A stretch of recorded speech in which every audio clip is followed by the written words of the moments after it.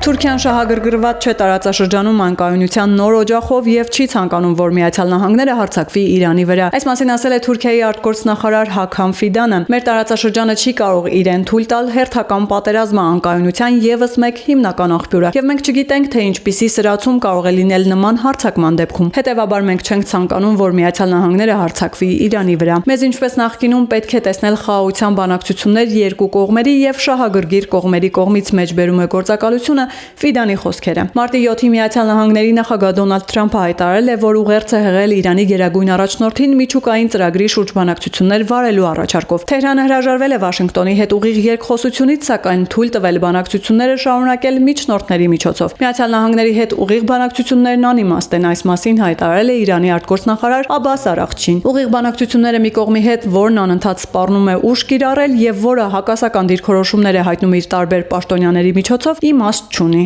հայտարարել է արտգործնախարարը։